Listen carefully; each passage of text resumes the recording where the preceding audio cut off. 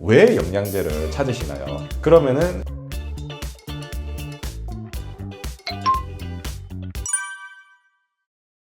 네, 안녕하세요. 날마다 젊어지는 처방전 저자이자 현직 약사로 일하고 있는 송은호 약사라고 합니다. 일상을 바꾼 14가지 이야기하기 메디슨 엑시 스토리, 내가 만든 약이 세상을 구한다면 책을 집필하였고요. 5, 60대를 위한 올바른 건강 정보를 전달하는 유튜브 5, 60TV 채널을 운영하고 있습니다. 약국에서 일하면서 이 건강 문제로 고생하고 계시는 많은 환자분들께 영양제 상담을 도와드리고 있으며 현재도 각종 강연과 방송으로 올바른 영양제와 건강 정보를 쉽고 재미있게 전달하도록 노력하고 있습니다. 이제 현직 약사로 일을 하다 보면은 우리나라 분들이 굉장히 이 약과 영양제에 대해 관심이 많으세요. 또 이제 좀 건강에 대한 관심도 많으시고, 그렇다 보니까 이제 여러 가지 이제 뭐 건강 정보라든가 뭐 몸에 좋은 뭐 영양제라든가 이런 거에 대해서 굉장히 많이 접하시는데, 한편으로는 조금 이제 이상한 민간요법이라든가 뭐 자신에게 맞지 않는 영양제 이런 것들을 드시는 분들도 종종 보고 있어가지고 그런 거는 조금 안타깝다 이런 생각도 가끔 들고, 또 한편으로는 제가 또 이제 이런 영양 건강 정보 상식 이런 걸 전달해 드리면서 환자분들이 이게 좋아해 주시고 좀 증상이 훨씬 나아지셨다 하시면은 그런 거에 대해서 또 보람을 많이 느끼고 있습니다. 이제 의외로 보통 종합영양제를 많이 찾으실 거라고 생각을 하시는데, 의외로 종합영양제보다는요 이제 다른 성분들을 많이 찾으세요. 왜냐하면 이미 내가 건강에 관심이 있으시다 하시는 분들은 기본적으로 이제 뭐 비타민 B, C 같은 이제 종합영양제 비타민들을 다 드시고 계시고, 거기에서 좀 추가적으로 도움이 될 수 있는 그런 영양제를 약국에서 많이 문의해 주시거든요. 저희 약국 같은 경우에는 마그네슘 미네랄 같은 것들이 좀 잘 나가고요. 또 이제 철분제 같은 경우에도 좀 그런 제품들 많이 나가고 있습니다. 아무래도 이제 현대인들이 이제 커피를 많이 마시고 좀 스트레스라든가 좀 신경이 예민하고 이럴 때 신경을 완화시키고 스트레스를 이제 좀 낮춰질 수 있는 마그네슘 미네랄들이 요즘 좀 많이 필요로 하시는 것 같고요. 또 이제 여성분들 같은 경우에는 뭐 임신을 하시고 이제 출산 준비 때, 그럴 때, 또는 이제 뭐 사춘기의 여학생들, 생리하시는 분들, 이런 분들 이제 보통 혈액이 많이 부족한 경우에 이제 철분제가 이제 반드시 필요하기 때문에 철분제를 또 많이 찾으시는 것 같습니다. 약국에서 일을 하다 보면은 굉장히 영양제 상담을 많이 하러 오세요. 이제 근데 대부분 영양제 상담을 하러 오시는 분들은 이제 물어보시면은 한 번쯤은 꼭 아프셨거나 아니면은 몸에 이미 불편한 증상이 있으셔서 이제 찾아오시는 경우가 많으세요. 뭐 예를 들면 뭐 병원에 가서 검진을 받았는데 혈압이 높아졌다더라, 아니면은 뭐 갑자기 뒷산에 올라가다가 무릎이 시큰거리더니 이제는 걷기도 힘들 정도더라, 이런 이제 문제가 생겨서 약국을 찾아오시는데, 요즘은 이제 인터넷으로 뭐 혈압에 좋은 영양제 뭐 검색을 하면은 굉장히 많은 정보들과 제품들이 주르륵 하고 나오죠. 심지어 이제 뭐 친구분들, 뭐 동네 사람분들 얘기하다 보면은 야, 골다공증에 뭐 이게 좋다더라 저게 좋다더라 하면서 건강에 대한 정보들이 굉장히 난무하는 시대죠. 이제 그렇게 이제 막 추천받고 막 이거 좋다더라 하는 제품들, 이런 영양제들을 쭉 두고 이제 고민을 하세요. 이 성분에는 뭐가 들어있고 뭐 함량이 뭐 어떻고. 그런데 일반 분들이 이런 정보를 보고 해석하기는 너무 어렵고 복잡하거든요. 고민을 많이 하시다가 결국에는 내가 좋아하는 연예인이 광고를 하거나 아니면은 뭐 홈쇼핑에서 뭐 오늘만 2+1 행사를 한다거나 이런 제품들을 뭐 6개월치 하면은 뭐 할인 더 돼가지고 비싼 가격을 주고 또 구매를 하시죠. 남들은 이제 먹어서 괜찮다고 하는데 막상 내가 먹기 시작하면 좀 처음엔 괜찮은 것 같아. 근데 이게 먹어보면은 효과가 안 나타난다는 거죠. 이제 그렇게 이제 한 2, 3주 정도 이제 먹다가 별로 효과가 없으니까 점점 이제 안 먹기 시작하다가 우리 뭐 장롱 안에 이제 방치해놨다가 이제 유통기한 지나가지고 버리는 경험 아마 한 번쯤 있으셨을 겁니다. 그렇다면 왜 나는 좋다고 하는 영양제를 아무리 먹어도 소용이 없을까요? 잘 한번 생각을 해볼게요. 첫째는 내 증상에 맞지 않는 영양제를 드시기 때문입니다. 실제로 이제 어머니 한 분이 오셔서 이제 종합 비타민제를 찾으시더라고요. 어머니 왜 종합 비타민제 찾으세요 하시니까 자기가 이제 관절도 아프고 허리도 아파서 온몸이 피곤하고 이러니까 주변에서 그러면은 비타민 드셔라, 비타민 좋다더라 이렇게 하셔서 오셨대요. 물론 이제 비타민이 이런 피로하고 이런 증상에 도움이 될 수 있지만 사실 그분은 근육과 관절 통증이 주 원인이셨잖아요. 이렇듯 이 내 몸의 각 증상에 맞는 영양제가 서로 다르기 때문에 증상에 맞는 영양제를 복용을 하셔야 됩니다. 두 번째 이유는 이제 너무 적은 용량을 너무 짧게 드신다는 거예요. 실제 예를 들면은 오메가3가 이제 보통 중성 지방을 낮춰준다 해서 고지혈증 진단받고 뭐 콜레스테롤 약 드시는 분들이 많이 또 찾으시거든요. 근데 우리나라 하루 오메가3 권장량이 얼마인지 아세요? 1.5g입니다. 한 연구 결과가 있는데요. 한국인 201명을 대상으로 이분들이 이제 콜레스테롤 약을 먹고 있는 고지혈증 환자분들이신데 2개월 동안 오메가3를 같이 복용하게 한 거예요. 그러니까 중성지방 수치가 오메가3를 먹은 환자는 26% 감소하고 일반인들은 15% 감소로 2배 더 감소를 했어요. 굉장히 많이 줄었죠. 그런데 이때 오메가3를 얼마나 먹었을까요? 4g을 복용을 했다고 합니다. 훨씬 더 이제 우리가 영양제를 복용하고 또 신체 건강에 도움이 되고 증상이 개선된 경우의 연구 자료들을 보면은 우리가 권장량으로 복용하는 양보다 높은 경우가 대부분입니다. 또 다른 이유는 바로 너무 짧게 먹는다는 거예요. 이 영양제를 복용을 하게 되면은 이 영양소가 우리 몸의 세포의 구성 성분이 되면서 우리 몸의 불균형과 질환, 염증 등을 개선해 주는데 이런 영양 성분들이 새로운 세포의 구성 성분이 되기 위해서는 새로운 세포가 바뀌는 주기에 맞추어서 영양소를 꾸준히 먹어야 되기 때문에 최소한 6개월 정도는 영양소를 꾸준히 복용해 주시는 게 중요합니다. 이제 저도 약국에서 상담을 통해 영양제를 선택하신 환자분들 중에서 좀 정말 눈에 띌 정도로 증상이 호전되는 경우를 종종 봐요. 이제 혈압약, 당뇨약을 이제 한 5알씩 막 이래 드시다가 수치가 금방 떨어져가지고 이제 본인도 좀 놀라시는 경우도 있고, 또 이제 무릎 관절 수술까지 이제 고민을 하시다가 수술 대신에 이제 영양제를 좀 드시면서 지금은 이제 아침마다 이제 등산할 정도로 일상생활에 아무 문제 없이 생활하시는 분들도 계십니다. 이렇듯 영양제로 효과를 보시는 분들은 1년에 공통점이 있는데요. 가장 큰 첫 번째는 이 영양제와 함께 식습관과 생활습관 개선도 함께 병행하시는 분들이세요. 보통 환자분들 중에 식사나 생활습관은 변하지 않은 채 이제 습관적으로 이 영양제, 저 영양제 사가지고 이제 모으시는 분들이 계시거든요. 이런 분들은 아무리 좋은 영양제를 먹어도 단언컨대 증상이 개선되지 않습니다. 이 현대인들이 앓는 만성질환, 뭐 염증, 만성피로 이런 질환들이 오랜 생활습관과 식습관이 누적돼서 나타난 결과이거든요. 그렇기 때문에 영양제를 꾸준히 복용하시면서 동시에 나쁜 식습관을 개선하고 운동을 병행하시는 것이 이 영양제 효과를 100배 끌어올릴 수 있는 방법입니다. 두 번째는요, 신체가 유기적으로 연결되어 있다는 것을 이해하시는 거예요. 제가 보통 영양제를 2-3가지씩 함께 이제 권하는 편인데 그러면은 보통 환자분들이 이제 기겁을 하세요. 왜 하나만 먹으면 안 되냐? 왜 이렇게 많이 먹냐? 아마 이제 독자분들도 아마 그전에는 영양제 한 가지만 뭐 이렇게 계속 드셔 오셨을 거예요. 그렇지만 우리가 한번 생각을 해볼게요. 우리 몸의 불균형과 그로 인한 질환들이 한 가지 영양소만 부족해서 생기는 증상이 아니거든요. 우리 몸 안에 있는 면역계, 뭐 근골격계, 중추신경계, 말초신경계, 또 소화효소들, 신경전달 물질, 호르몬들, 이런 수많은 기관들과 시스템, 그리고 그것을 구성하는 수많은 영양소들이 서로 유기적으로 연결되어 작용하는 게 바로 우리의 몸입니다. 필요하다면 그 과정에서 부족한 영양제를 2-3가지 함께 보충해 주시는 것이 영양제 복용을 통해서 효과를 볼 수 있는 지름길이라 할 수 있습니다. 이제 보통 이제 쉽게 말하면은 증상이 이제 개선됐다고 하는 거죠. 만약 예를 들면은 만성적으로 염증이 있으신 분들, 이렇게 찾아오시는 환자분들은 뭐 그런 분들도 계셨어요. 자기가 좀 아침에 일어나니까 이제 좀 등 쪽이랑 이런 근육 쪽이 많이 아프고 시리다. 그래가지고 이제 영양소를 권했을 때 한 3개월 정도 있다 보니까 자기가 이제 아침에 일어나더라도 이런 통증이나 이런 증상들이 훨씬 줄어들었다. 혹은 이런 증상의 발현 빈도가 많이 줄어들었다, 이런 경우도 있으셨고, 또는 뭐 수족냉증이나 이런 이제 좀 혈관 관련해서 이제 문제가 있으신 분들 같은 경우에는 좀 이제 손 발끝에 좀 혈색이 돈다거나 아니면은 손발에 좀 온기가 난다거나 이런 식으로 해서 좀 증상이 개선되는 경우, 또는 뭐 위장이 안 좋으셔가지고 평소에 뭐 설사를 많이 하고 이런 분들도 영양요법을 권하니까 좀 변을 볼 때 편안하고 가스가 덜 차고, 그래서 이런 삶의 질이 좀 많이 개선된다, 이런 것들을 보면 이제 좀 증상이 개선되었다 볼 수 있죠.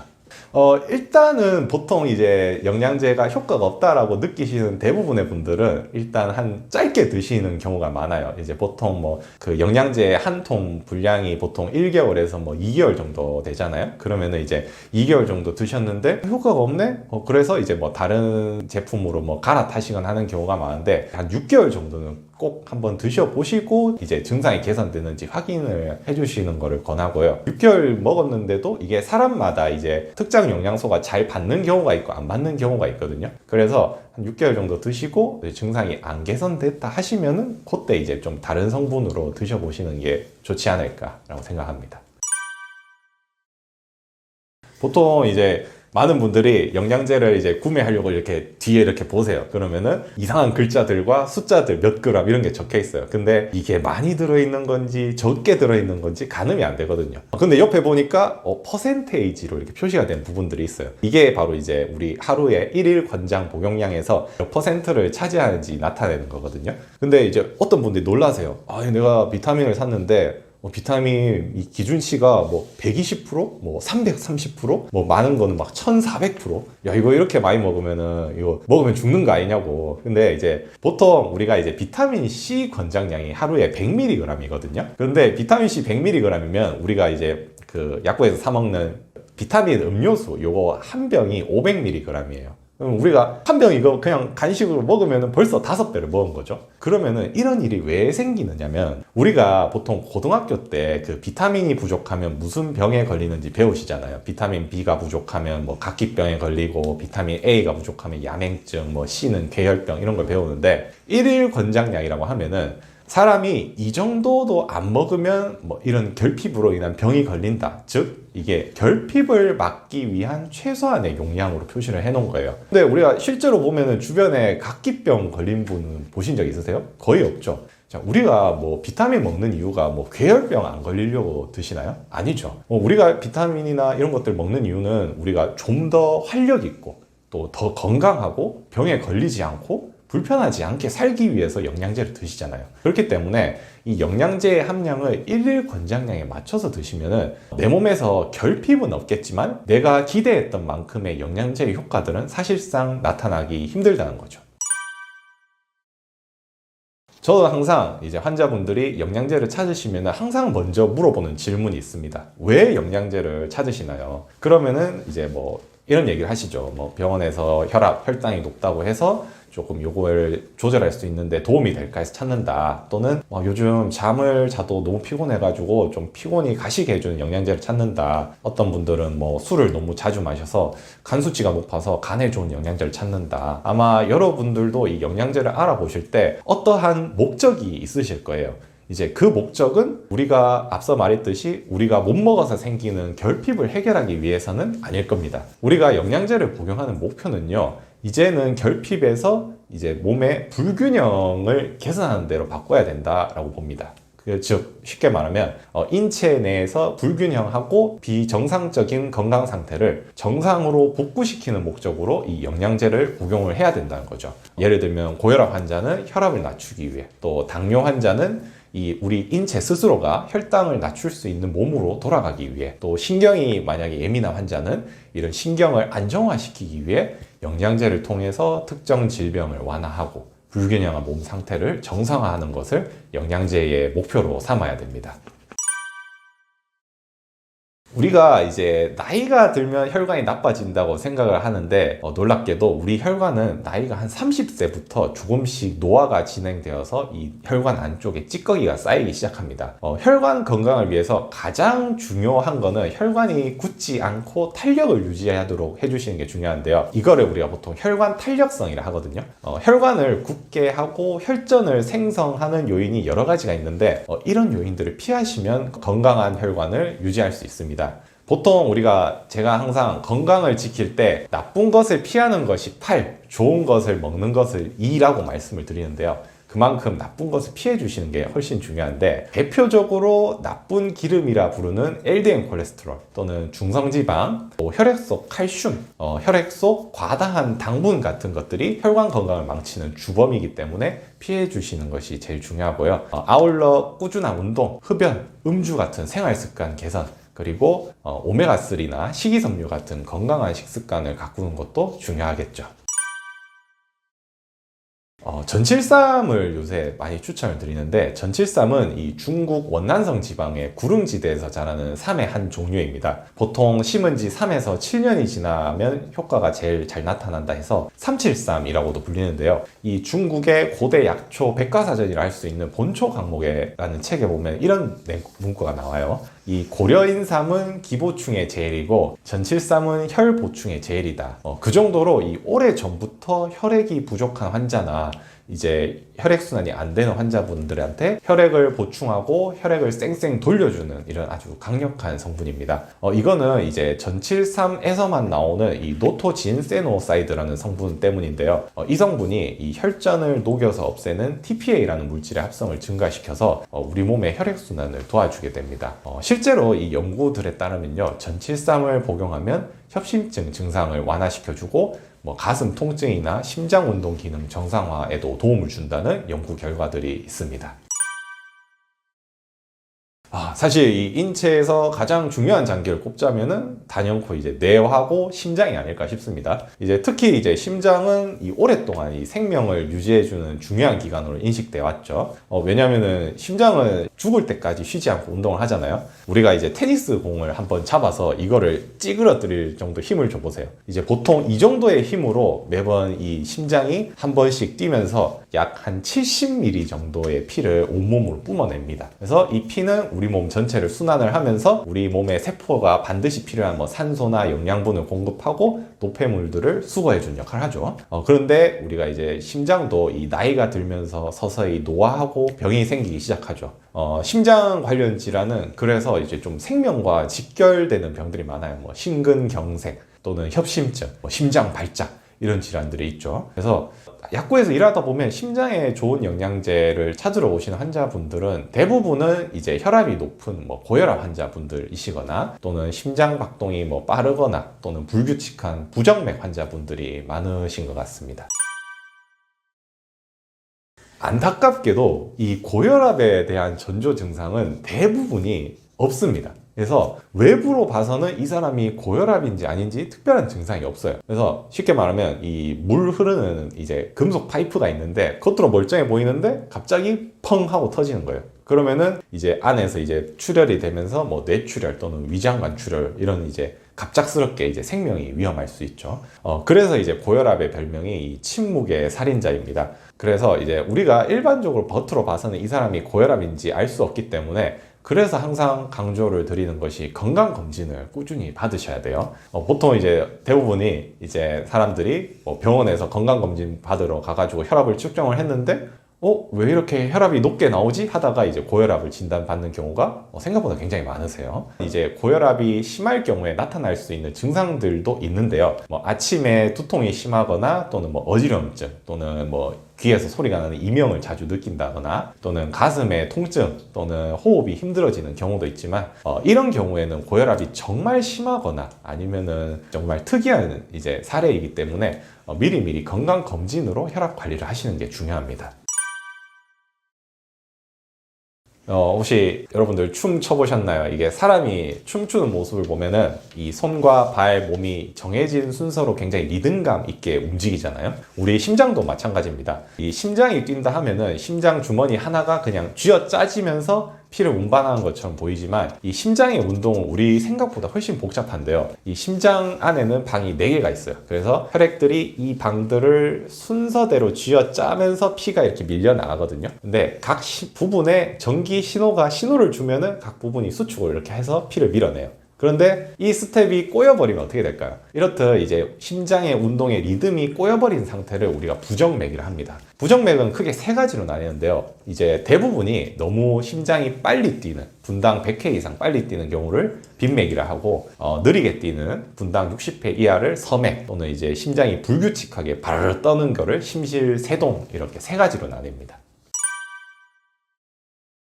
일단 심장이 순서대로 뛰지 않으면 혈액이 제대로 순환이 안 되겠죠. 이제 폐가 제대로 순환이 안 되니까 혈액으로 공급이 부족해져서 뭐 예를 들어 심장 쪽에는 뭐 산소가 제대로 공급이 안 돼서 뭐 신부전이 생길 수도 있고요. 이제 피가 제대로 안 돌면 피가 정체가 되죠. 그러면은 피가 뭉쳐가지고 우리가 흔히 말하는 피떡, 뭐 혈전 이런 것들이 생길 가능성이 높습니다. 그런 혈전들이 이제 혈관을 막으면은 뭐 뇌졸중 같은 아주 위험한 증상이 생길 수도 있고, 또 가슴 통증이라던가 또는 호흡 곤란, 어지러움증 이런 것들이 생길 수도 있고, 심할 경우에는 심장 마비로 갑작스럽게 돌연사할 수도 있습니다. 가장 먼저 추천드린 영양소는 마그네슘이에요. 마그네슘은 연구에 따르면요, 수축기와 이완기 혈압을 감소시켜 준다고 알려져 있고요. 천연의 신경 안정제라 할 만큼 이 혈압을 높이는 교감신경을 안정시키는 데 도움이 됩니다. 다만 제가 여기서 강조드리는 거는 마그네슘만 드시지 말라는 건데요. 우리 몸의 신경을 구성하는 미네랄들을 우리가 균형 있게 드셔야 이 신경 미네랄들의 균형을 맞출 수 있어요. 그래서 보통 추천드리는 게 이 마그네슘과 칼슘이 1대1 비율로 구성이 되어 있고, 가능하면은 미량 원소 미네랄인 셀레늄, 망간, 크롬 등이 함께 들어있는 멀티 미네랄을 복용하시는 걸 추천을 드립니다. 오메가3 역시 이 고혈압, 부정맥에 좋은 영양소인데요. 항염증 작용과 중성지방을 줄여주기 때문에 추천드리고요. 혈압약이나 당뇨, 고지혈증 약 같은 이런 만성질환 약을 이미 드시고 계시는 분들도 영양제를 드시는 것이 좋습니다. 왜냐하면 혈압을 잡고 혈당을 낮추고 콜레스테롤을 줄여주는 만성질환 약이 오히려 우리 몸의 특정 영양소를 고갈시키기 때문인데요. 혈압약을 드시고 계시는 분들은 비타민 D와 마그네슘을, 당뇨약을 드시고 계신다면 비타민 B군과 셀레늄, 마그네슘을, 또 고지혈증 약을 드시고 계신 분들은 체내 에너지를 만드는 조효소인 코엔자임 Q10을 꼭 보충해 주시는 것을 권합니다. 현대인들이 또 이 심장질환, 고혈압을 앓는 원인 중에 하나가 이 스트레스도 큰 비중을 차지하는데요. 스트레스로 인한 혈압 관리는 이 홍경천이라는 식물의 유효 성분인 살리드로사이드를 추천합니다. 살리드로사이드는 강력한 스트레스 방어 물질인데요. 심혈관의 활성산소를 감소시켜주고 교감신경을 안정화시켜서 스트레스로 인한 고혈압 관리에 도움이 됩니다. 또 이제 명상을 할 때 뇌에서 분비되는 세로토닌 생산량도 30%나 증가시켜준다는 연구 결과도 있고요. 만성질환자 분들을 뵈면은 대부분 분들이 운동 부족인 경우가 많습니다. 그래서 이 매번 병원에 가시면 항상 하는 말이 있죠. 이제 뭐 운동 꼭 하시라, 운동하시라 하시는데, 정작 내가 운동에 익숙하지 않으시다 보니까 내가 도대체 얼마나 운동을 하라는 건지, 그냥 아파트 한 바퀴 돌면 되는 건지 이제 물어보시는 분들이 많으세요. 고혈압 환자가 운동을 하는 목적을 생각을 해보면, 이 운동을 통해서 이제 심장과 심혈관이 이완과 수축을 통해서 단련시키고, 또 이제 과도한 체지방을 줄이는 것이 가장 큰 목표라고 할 수 있습니다. 특히 5, 60대 분들은 이 격렬한 운동은 부담이 될 수 있기 때문에 가장 먼저 권하는 운동은 바로 조깅이나 자전거 타기 또는 빠르게 걷기입니다. 쉽고 간단하게 할 수 있고 과도한 체지방을 우선적으로 태울 수 있기 때문인데요. 이때 운동을 어느 정도 강도로 얼마나 하느냐가 굉장히 중요한데요. 유산소 운동은 일주일에 5일 정도, 최소한 30에서 40분 정도 해주시는 게 좋습니다. 그러니까 주말 빼고 매일 해야 된다 생각하시면 돼요. 운동의 강도는요, 중강도가 좋은데, 자, 중강도가 어느 정도냐? 내가 빠르게 걷거나 조깅을 할 때 예를 들면 내가 달리면서 누군가 옆에서 철수 엄마 말을 걸었는데 내가 왜 영희 엄마 이렇게 이야기를 하기가 힘들 정도의 세기가 중강도 강도라 보시면 돼요. 고혈압, 심혈관 질환 환자는 운동만큼 중요한 것이 또 식습관이죠. 특히 요즘 젊은 고혈압 환자분들이 많이 늘어나고 있는 추세인데, 좀 이야기를 들어보면 하나의 공통점이 있습니다. 바로 식사 주기가 불규칙하다는 거예요. 그래서 식사 사이사이에 뭐 간식을 자주 먹는다거나 또는 이제 밤 늦게 식사를 하시거나 하는 경우가 많아요. 이렇게 되면 자연스럽게 먹을 때 먹는 양도 많아지고, 또 먹는 음식도 뭐 고열량, 뭐 고지방, 자극적이고 맵고 짠 음식을 먹게 되는 경우가 많습니다. 그래서 심혈관 질환 분들께는 꼭 일단 제 시간에 식사를 하는 습관을 가지시고, 이제 중간중간에 간식은 최대한 줄여주시라고 말씀을 드려요. 무엇을 먹느냐도 중요한데요. 이 심혈관 질환에서 가장 먼저 피해야 될 것 하나만 꼽자면 뭐 소세지, 베이컨 또는 숯불에 직화로 굽는 고기 이런 것들이 있고, 혈당을 빠르게 높이는 뭐 밀가루, 설탕, 빵 같은 것들도 피해 주시는 것이 좋습니다. 왜냐면은 이런 음식들은 이제 우리가 보통 최종 당화산물이라 해서 당과 단백질이 결합한 물질이 몸 안에 만들어지는데, 이것들이 이 혈관 세포에 달라붙어 염증을 일으켜서 혈관 노화를 빠르게 일으키기 때문이에요. 이게 보통 이제 피곤하다 하면은 간이 안 좋다라고 이제 많이 말씀들을 하세요. 이제 간이 안 좋으면 피곤할 수 있어요. 그런데 모든 피로가 간 때문인 건 아니에요. 이게 무슨 말이냐면, 이 과거에는 우리가 보통 영양소, 옛날에는 우리가 이제 잘 못 먹고 또 이제 고생도 많이 하고 또 술도 많이 먹고 하셔서 이 간염에 걸리는 환자분들이 많으셨어요. 이 간염의 대표적인 증상이 바로 극심한 피로감이거든요. 우리가 이제 활동을 하면서 생긴 노폐물들을 처리하는 대표적인 기관이 간이기도 하기 때문에, 그래서 이제 많은 분들이 옛날부터 피곤하면 간이 안 좋은 거야, 뭐 우리 그런 얘기 있잖아요. 간 때문이야, 피곤은 간 때문이야, 뭐 이제. 하지만 이제 현대인들이 이런 피곤한 이유가 이 간염과 술인 경우는 극히 일부분이고요. 오히려 요즘 사람들이 피곤함을 느끼는 이유는 이제 만성적으로 스트레스를 받고 또 수면이 부족하고 또 업무가 과다하고 이런 여러 가지 다른 이유 때문에 피곤함을 느끼는 경우가 더 많아지고 있습니다. 부신은 우리 몸의 이 콩팥 위에 위치하는 5cm 정도의 아주 작은 기관인데요. 이 부신의 별명이 무엇이냐면 스트레스 대응 기관이에요. 이 부신에서는 이 코티졸과 에피네프린이라는 물질이 만들어지는데, 코티졸은 우리가 스트레스와 위험에 직면했을 때 우리 몸을 지켜주는 방패 역할을 한다면, 에피네프린은 이 우리가 스트레스나 위협에 맞서기 위한 창과 같은 역할을 합니다. 그런데 이제 현대 사회에서 이 만성적인 스트레스와 수면 부족 또는 과다한 노동, 뭐 카페인, 많은 당분 섭취, 영양소 고갈 이런 요인으로 인해서 이 조그만 기관인 부신이 지쳐버리게 됩니다. 이거를 우리가 보통 부신 피로 증후군이라고 합니다. 그 요즘 번아웃 증후군이라는 말이 많이 하시잖아요. 이제 만성적인 이런 피로감을 호소하시는 이유가 바로 이런 부신의 피로가 주 원인인 경우입니다.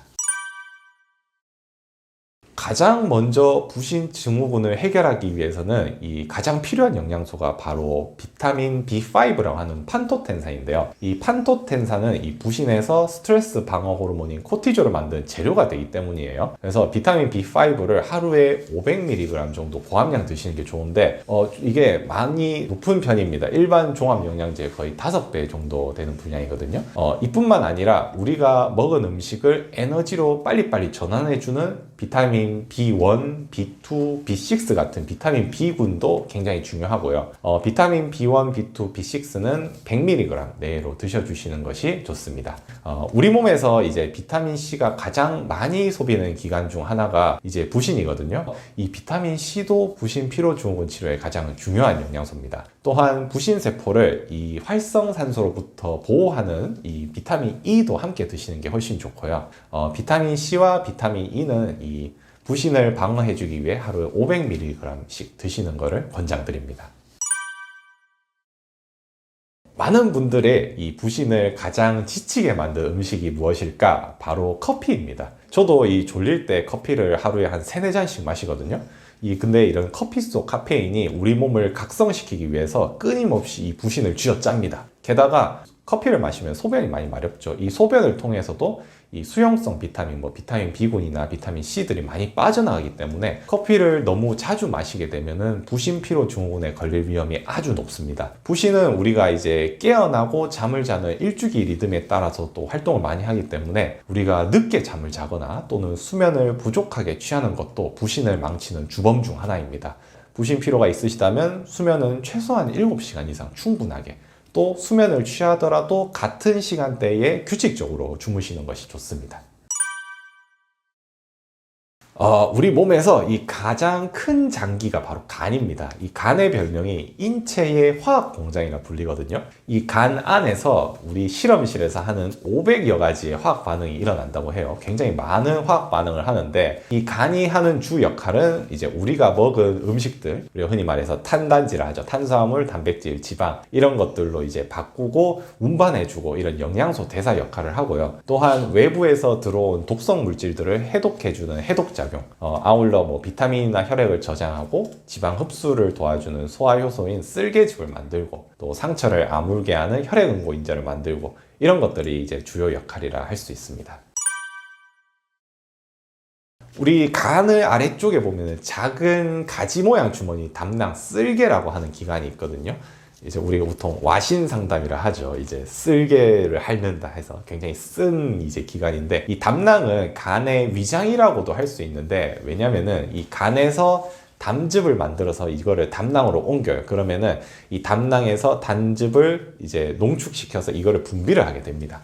담즙은 우리가 기름기 있는 음식을 먹을 때 주로 분비돼서 지방을 흡수하는 데 도움을 주고, 이 간에서 이 해독장을 통해서 생긴 형태로 배출하기 때문에 간 해독 과정에도 굉장히 중요한 과정이라고 할 수 있어요. 이 담즙 안에는 그래서 보면은 여러 독성 물질들 중에도 이제 소변으로 배출되지 못하는 이런 지용성 성분이나 아니면 분자가 너무 큰 물질들, 또는 적혈들이 죽고 남은 빌리루빈 색소, 뭐 콜레스테롤, 중금속 이런 것들이 있습니다. 잘 먹는 만큼 잘 싸는 것도 중요하잖아요. 마찬가지로 이 담즙이 담낭을 통해서 제대로 분비가 되지 않으면 이 간에 노폐물이 배출되지 않아서 간 건강이 나빠지기 때문에 담즙이 잘 분비되어야 간이 건강하다고 할 수 있습니다.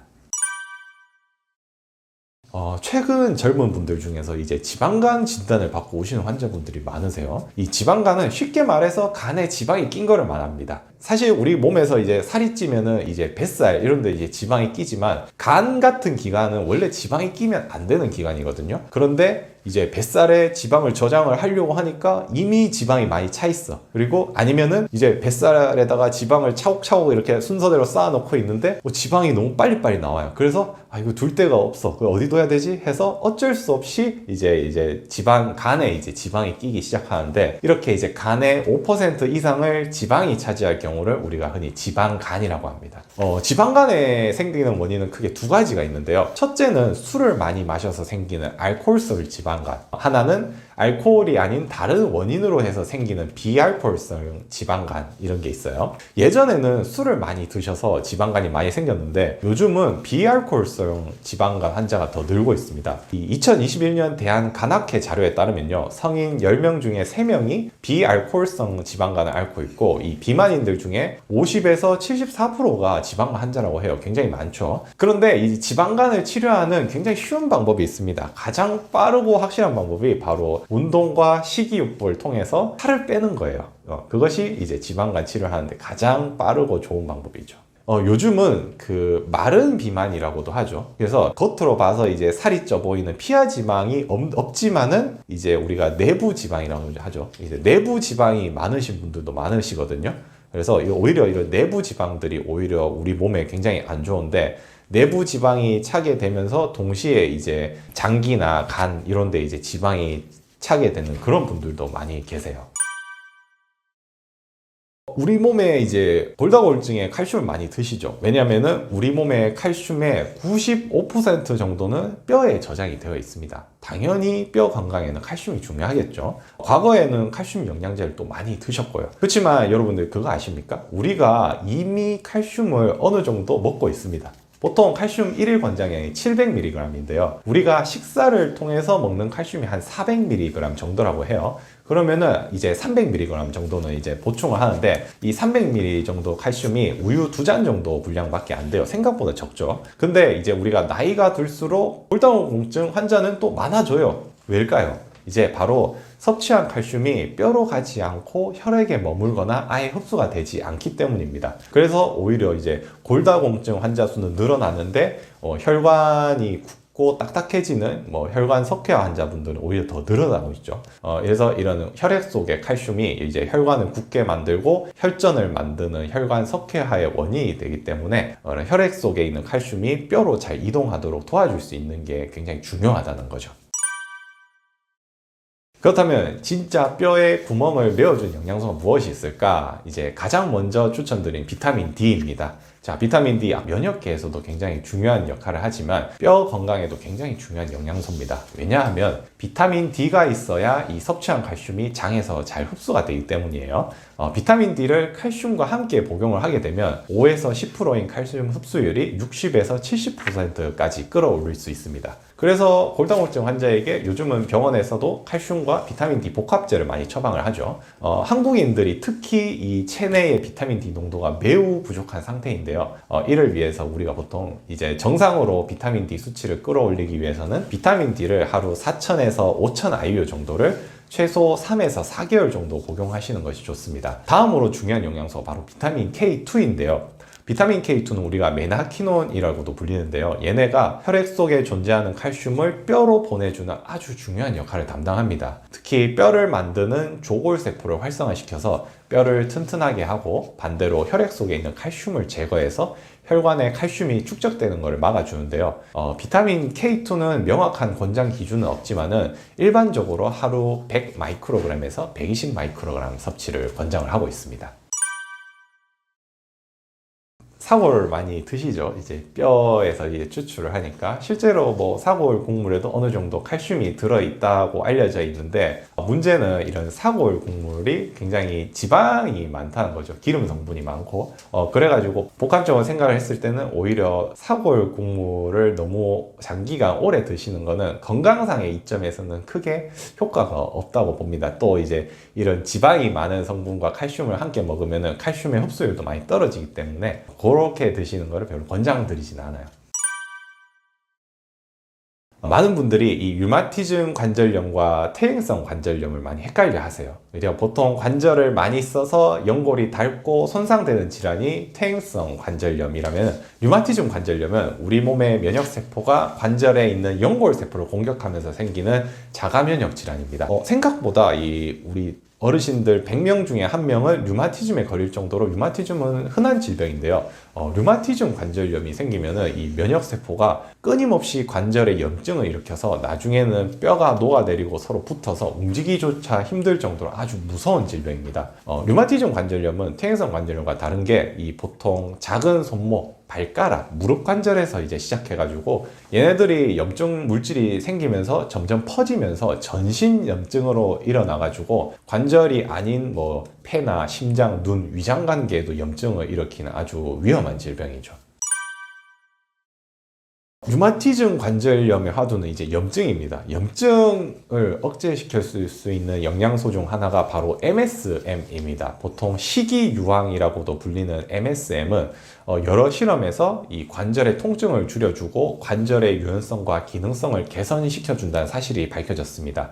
관절의 염증을 꺼주는 소화기라 불릴 만큼 염증 억제 효과가 탁월하고 통증을 완화시켜주는데 실제 골관절염 환자 50명에게 MSM을 한 12주 동안 매일 3.375g 복용했더니 MSM을 복용한 환자들의 관절염 증상이 20% 정도 감소했고 통증은 21%로 감소를 했다고 해요. 또 MSM은 과량으로 복용해도 부작용이 많지 않은 편이기 때문에 하루에 3g 정도 복용을 권장을 하고요. 또 다른 강력 염증 억제 조합은 바로 오메가3와 감마 리놀렌산입니다. 오메가3는 항염증 효과를 가지고 있는 좋은 기름인데요. 이제 감마 리놀렌산도 역시 오메가6의 한 종류인데 감마 리놀렌산이 만드는 이 프로스타글란딘 E2라는 물질은 이 오메가3의 항염증 효과보다 20배 이상 강력한 항염증 효과를 가지고 있어요. 그래서 시중에는 그 달맞이꽃 추출물 또는 보라지꽃 종자유 이름으로 판매가 되고 있고요. 하루에 200mg에서 3g까지 안전하게 복용 가능하다고 알려져 있습니다. 많은 골다공증 환자분들이 운동하다가 뼈 부러질까봐 이 운동을 이제 점점 꺼려 하시게 되는데 오히려 골다공증 환자분들이 운동을 더 열심히 하셔야 됩니다. 이 우리 몸의 뼈세포는요, 이 끊임없이 파괴되고 재생산되는 과정을 반복을 하는데 우리가 운동을 통해서 이 뼈에게 신호를 주게 되면은 우리 뼈는 더욱 튼튼해지는 방향으로 성장을 하기 때문이에요. 따라서 이 골다공증 환자들 같은 경우에는 뼈에 무리가 가지 않는 선에서 무거운 무게를 들거나 미는 중량 운동을 병행해 주시는 것이 좋습니다.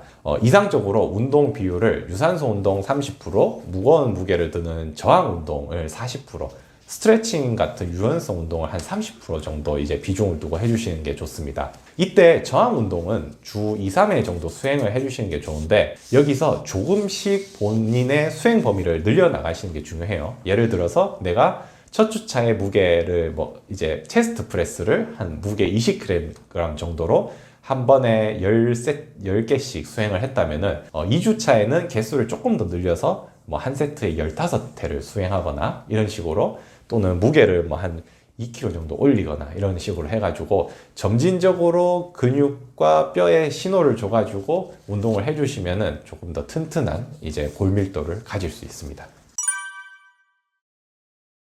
사실 이제 워낙 영양제를 만드는 회사들도 많고, 요즘은 해외 직구로도 이제 다른 나라에서도 영양제를 많이 구매를 하시는데요. 사실 이런 영양제들을 만드는 뭐 공장이라든가 회사들이 이제 어느 정도 뭐 설비가 갖추어져 있고 어느 정도 믿을 수 있는지에 대해서 일일이 확인해 보기는 전문가인 저로서 굉장히 힘든 편이거든요. 그래서 이제 조금 더 믿을 수 있고 이제 좀 괜찮은 제품을 고를 수 있는 팁이 있다면은, 보통 이제 좀 판매량이 많은 제품들이라든가 아니면은 이제 유명한 회사들의 제품들을 이제 많이 권하고요. 또 이제 성분 자체를 보는 것도 중요하고, 또 이제 보통 우리가 GMP라고 하거든요. 이 GMP라는 이제 허가제가 있는데, 이게 뭐냐면은 공장에서 제대로 영양소를 만들 수 있는 제대로 된 설비를 갖추었는지를 이제 나라에서 이제 검사를 해서 주는 이런 일종의 마크예요. 그런 이제 GMP 마크를 받았느냐, 한 요 정도만 고려를 해보시더라도 괜찮은 영양제를 구매하실 수 있고, 제일 중요한 거는 이제 과연 성분이나 이런 것들이 제대로 함유되어 있는지, 이런 것들이 생각하는 게 가장 중요하겠죠.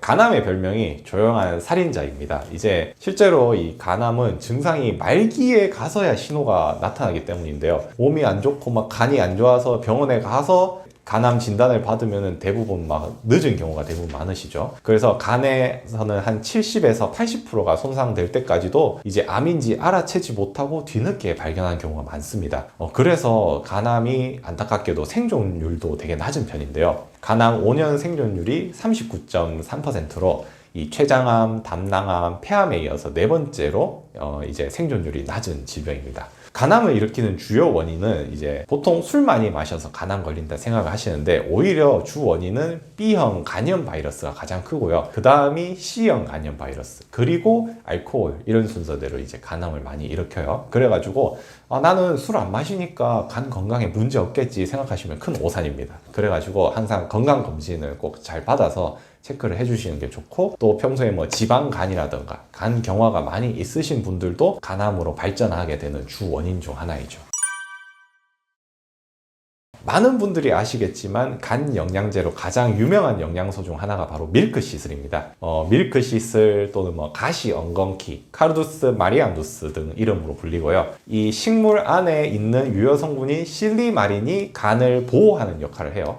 이제 실제로 이 실리마린은 2000년 넘게 이 간과 담낭 질환 치료에 사용되어 왔는데요. 실리마린이 간 세포를 이 활성산소로부터 보호를 하고 간세포 재생을 도와주기 때문입니다. 특히 이 여러 화학 반응이 일어나는 간에서는 활성산소를 방어하는 게 굉장히 중요한데, 실리마린을 하루에 600mg 정도 복용하시면 이런 활성산소를 방어하는 데 좋다고 하고요. 특히 술을 많이 마시거나 또는 간염이나 간 경화에 이미 걸리셨던 분들이라면 실리마린이 도움이 될 수 있습니다.